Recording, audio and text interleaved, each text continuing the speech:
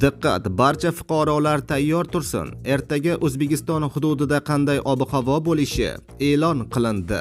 Assalomu alaykum hurmatli tomoshabinlar, tezkor yangiliklardan birinchilardan bo'lib xabardor bo'lishni istasangiz, video rolik ostiga like tugmachasini bosib, kanalimizga obuna bo'lishni unutmang.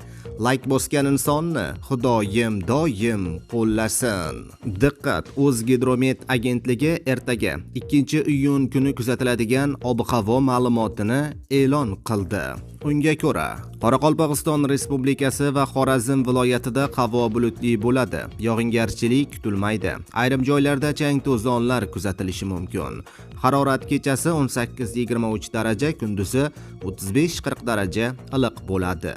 Buxoro va Navoiy viloyatida havo bulutli bo'ladi. Yog'ingarchilik kutilmaydi.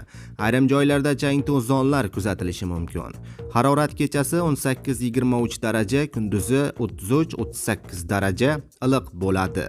Toshkent, Sirdaryo, Jizzax va Samarqand viloyatida havo bulutli bo'ladi. Yog'ingarchilik kutilmaydi. Harorat kechasi 15-20 daraja, kunduzi 30-35 daraja iliq bo'ladi.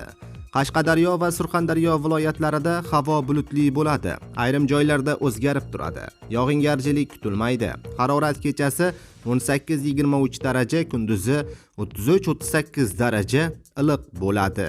Andijon, Namangan va Farg'ona viloyatlarida havo bulutli bo'ladi. Kechasi va ertalab ba'zi joylarga qisqa muddatli yomg'ir yog'ib, momaqaldiroq bo'lishi mumkin. Harorat kechasi 15-20 daraja, kunduzi 27-32 daraja iliq bo'ladi. Respublikaning tog'oldi va tog'li hududlarida havo bulutli bo'ladi. Ba'zi joylarga qisqa muddatli yomg'ir yog'ishi, momaqaldiroq bo'lishi mumkin. Sel-suv toshqin hodisalari ham yuzaga kelishi aytilgan. Harorat kechasi 10-15 daraja, kunduzi 20-25 daraja iliq bo'ladi, deyiladi xabarda. Hurmatli tomoshabinlar, ushbu xabardan boshqalar ham boxabar bo'lishi uchun like bosishni unutmang.